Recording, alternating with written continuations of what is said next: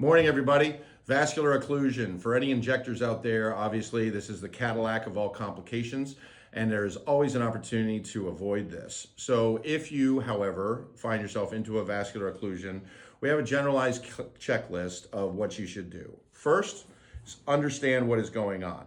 What is happening is you have lost vascular outflow or you have venous outflow obstruction to an angiosome of skin, and that skin is going to become vascularly compromised with time. The vascular compromise, if it involves the skin, will always involve the subcu fat, and if it's not properly managed, it can extend. So the goal, the first and foremost goal, is to recognize that a vascular occlusion has occurred. Your goal that you need to recognize is not to save an artery. Your job is to save the skin. You are there to save the skin. If you don't save the skin, that skin dies, they get a permanent scar, and that's a damage. And that can be interpreted as malpractice. A vascular occlusion in and of itself is not malpractice. How you manage it defines if you're malpracticing or not. How would you manage a vascular occlusion appropriately? There are a lot of people that do it in multiple different ways.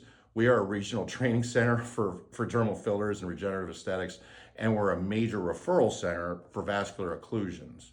When we see somebody, the immediate first thing we do is you disclose to the patient what's going on and what's happening.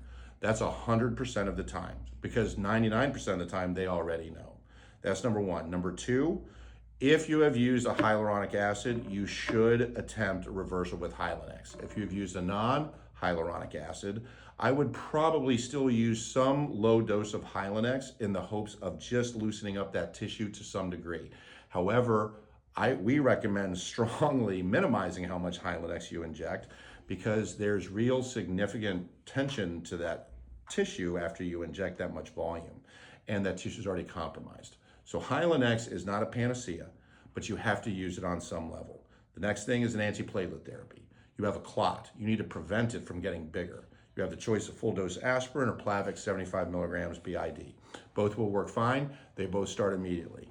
Number three, you have to offload the vein in the skin to try to save the skin. The skin is not going to die as much from arterial outflow obstruction as it will from venous outflow occlusion. So with that being said, a phosphodiesterase inhibitor is mission critical. That's Viagra or Cialis. Viagra is 50 milligrams BID. Cialis is 10 milligrams BID. The last thing is nitro paste. The reason why I use nitro paste in cardiac cases is because it dilates the vein. That's a common theme here. We're trying to offload the vein and save the skin. Offload the vein, save the skin.